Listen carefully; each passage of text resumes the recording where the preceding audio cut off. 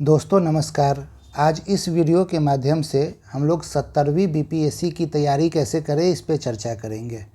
70वीं BPSC exam कब होने वाला है, एग्ज़ाम का पैटर्न क्या है, प्रीवियस ईयर में कट ऑफ कितना रहा है और कौन से पुस्तकों को पढ़े, हमारी स्ट्रेटजी क्या होगी जिससे हम इस एग्ज़ाम को आसानी से क्वालिफाई कर सकें, इस पे आज हमारी चर्चा होगी। आइए हम लोग एक एक करके चर्चा को शुरू करते हैं।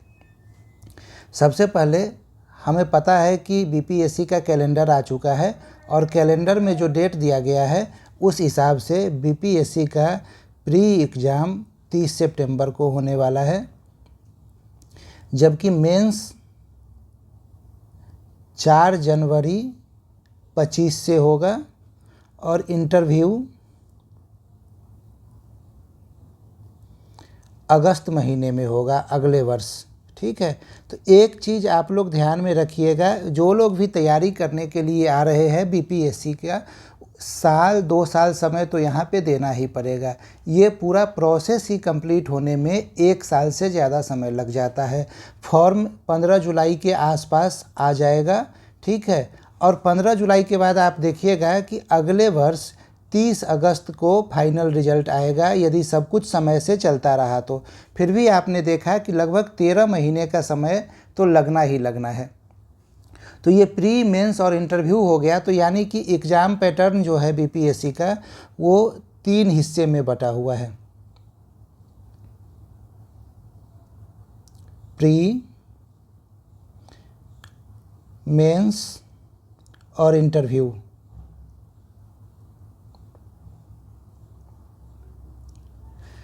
प्री एग्ज़ाम में 150 प्रश्न पूछे जाते हैं, ऑब्जेक्टिव पेपर होता है ये, ठीक है, और 150 प्रश्न के लिए 150 मार्क्स रहते हैं, मतलब हर एक क्वेश्चन 1 नंबर का होगा। यहाँ पे निगेटिव मार्किंग भी होता है, ठीक है, और निगेटिव मार्किंग 1/3 होता है, जो कि 68वीं बीपीएससी से लागू कर दिया गया है। इससे पहले निगेटिव मार्किंग नहीं होता था। निगेटिव मार्किंग का मतलब क्या है कि यदि आपने किसी प्रश्न का उत्तर दिया और वो उत्तर सही नहीं है तो आप पे पेनाल्टी लगाया जाएगा और आपके जो मार्क्स है उसमें से 1/3 मार्क्स काट लिए जाएंगे। यदि आपने किसी प्रश्न का उत्तर दिया और वो उत्तर सही है तो फिर आपको 1 मार्क्स दिया जाएगा। और सपोज कीजिए आपको कोई प्रश्न का उत्तर नहीं आता है और आपने उसे छोड़ दिया, उसका उत्तर नहीं दिया, तो आपको 0 मार्क्स दिए जाएंगे, यानी कि कोई निगेटिव तब आपसे नहीं काटा जाएगा। प्री के बारे में अभी हम लोग और विस्तार से चर्चा करेंगे। मेंस सब्जेक्टिव पेपर होता है, 900 मार्क्स के होते हैं पेपर, ठीक है। इसमें 5 पेपर होता है। पहला सामान्य हिंदी, दूसरा ऑप्शनल। ये दोनों पेपर क्वालिफाइंग नेचर का होता है, ठीक है। इसका मार्क्स, इसमें जो भी मार्क्स आएगा वो मेरिट बनने में वो मार्क्स नहीं जुटेगा। इसके अलावा 3 और पेपर होते हैं, जीएस पेपर 1, जीएस पेपर 2 और एसए। ये तीनों पेपर 900 मार्क्स के होते हैं, 300 नंबर के सारे पेपर होते हैं। एस्से में टोटल 3 सेक्शन बना होता है, 4 क्वेश्चन रहेंगे, जिसमें से आपको एक एक क्वेश्चन सिलेक्ट करके 800 शब्दों में एस्से लिखना रहेगा, यानी कि 100 नंबर का एक एस्से होगा और टोटल 3 एस्से लिखना होगा। जीएस पेपर 1 और पेपर 2 में शॉर्ट क्वेश्चन और लॉन्ग क्वेश्चन दोनों भी आते हैं, यानी कि 8 मार्क्स के क्वेश्चन भी आते हैं और 38 मार्क्स के क्वेश्चन भी आते हैं। इसके बारे में हम लोग मेंस के बारे में अगले वीडियो में चर्चा करेंगे। जब आप मेंस क्वालिफाई हो जाइएगा तो इंटरव्यू होगा उसके बाद 120 नंबर का, ठीक है। ये प्री का मार्क्स जो है ये फाइनल मेरिट में नहीं जुटता है। आपको प्री में जो भी मार्क्स आएगा वो बस आपको मेंस में बैठने के लिए उस मार्क्स का इम्पोर्टेंस है, उसके बाद उसका कोई इम्पोर्टेंस नहीं है। तो ये 120 मार्क्स और प्लस मेंस का 900 मार्क्स, ठीक है, टोटल 1020 मार्क्स पे आपकी मेरिट बनेगी और जितना ज़्यादा नंबर आप लाइएगा उतना आपकी सफलता की संभावना बढ़ जाएगी। आज हम लोग यहाँ पे चर्चा करने वाले हैं बीपीएससी प्री, जो 30 सितंबर को होने वाला है, ठीक है। बीपीएससी प्री, थोड़ा सा इसके कट ऑफ के बारे में चर्चा कर लेते हैं, ठीक है।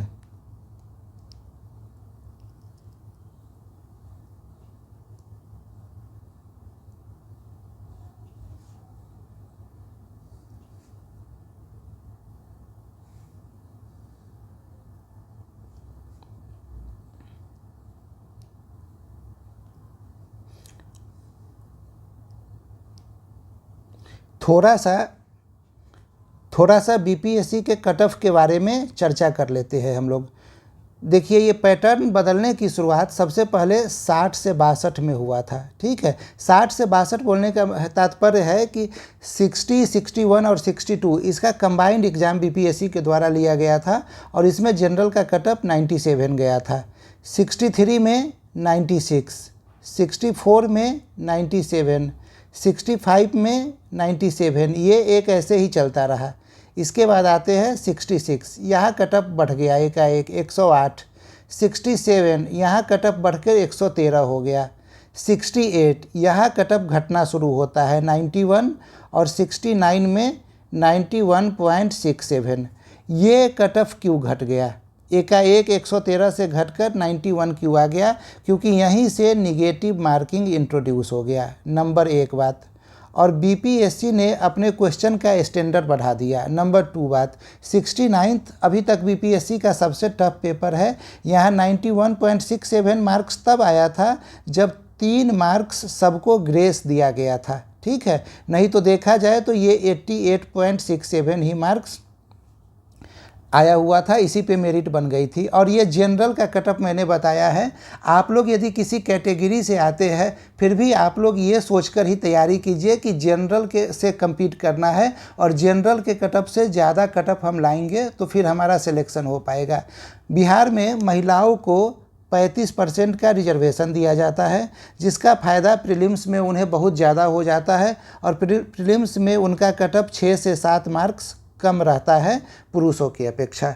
ठीक है, तो हमने कट ऑफ के बारे में चर्चा कर लिया। 150 क्वेश्चन आता है, इसके बारे में भी हमने चर्चा कर लिया। अब हम लोग देखते हैं कि इस 150 क्वेश्चन में जो आता है पीटी में, उसमें क्या क्या पूछा जाता है। ठीक है, तो इसे 7 भाग में बांट के पढ़ा जा सकता है। सबसे पहले इतिहास, भूगोल, विज्ञान, करेंट, पॉलिटी, इकोनॉमी और यहाँ पे मैथ्स एंड रीजनिंग।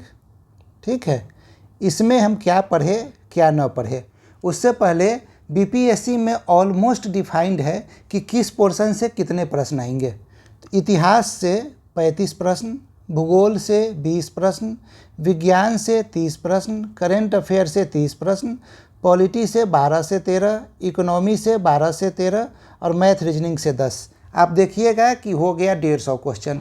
यही 150 क्वेश्चन पूछा जाता है और हर एक क्वेश्चन, हर एक सेक्शन इम्पॉर्टेंट है। यदि आप ये सोचते हैं कि पॉलिटी से 12-13 सवाल आ रहा है तो पॉलिटी को ही इग्नोर कर देते हैं, तो नहीं। जब हम मेंस की चर्चा करेंगे तो हम देखेंगे वहाँ पे कि सिर्फ पॉलिटी से 900 में 108 नंबर के क्वेश्चन पूछे जाते हैं, तो हम इग्नोर नहीं कर सकते हैं किसी भी सेक्शन को।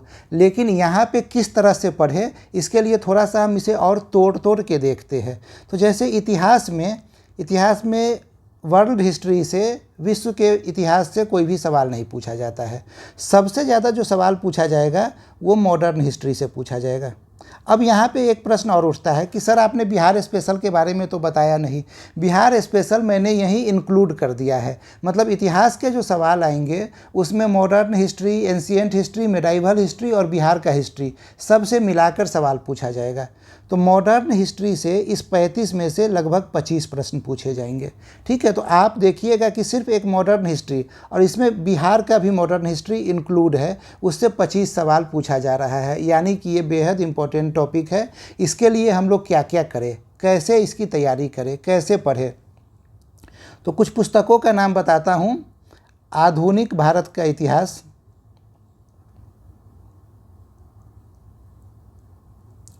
ये ओल्ड एनसीईआरटी की बुक है। ठीक है, ये आप जाकर दुकान में बोलेंगे तो बिपिन चंद्र के नाम से ये बुक आपको मिल जाएगी, ओरिएंट पब्लिकेशन। ठीक है, ये किताब सब लोगों को ज़रूर पढ़ना चाहिए।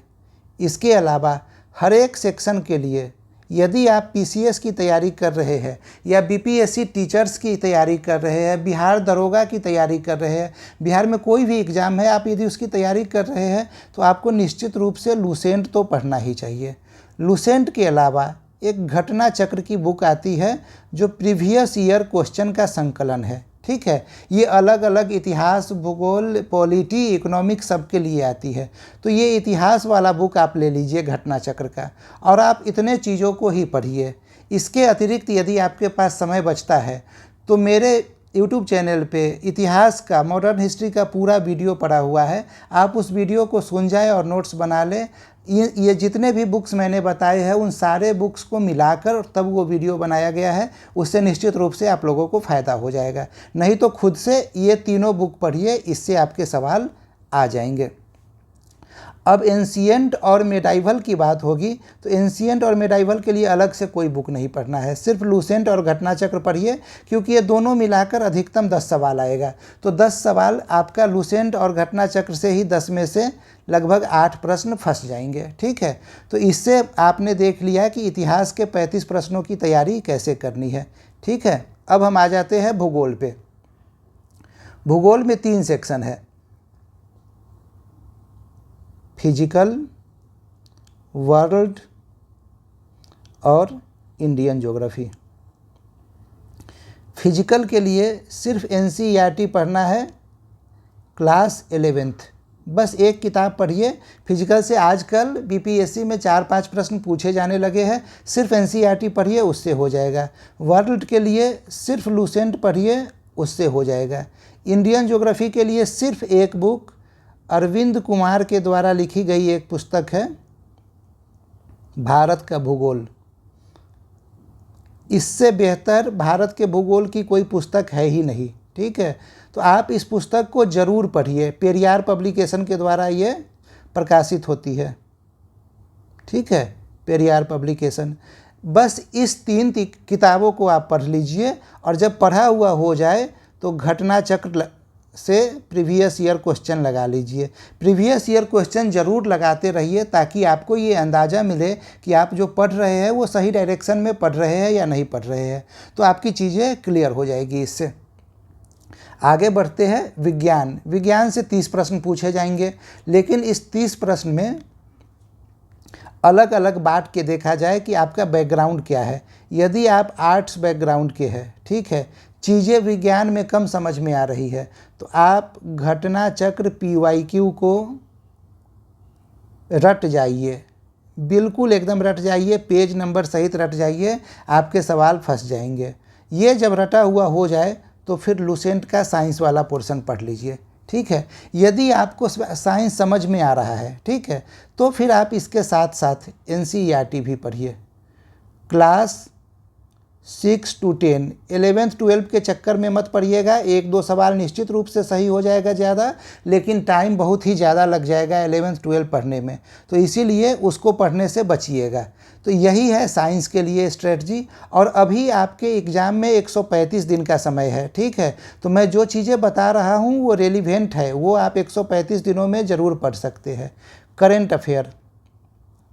करेंट अफेयर में जब आपका पेपर 30 सितंबर को होगा तो आपके लिए 31 अगस्त तक का करेंट रेलिवेंट हो जाएगा।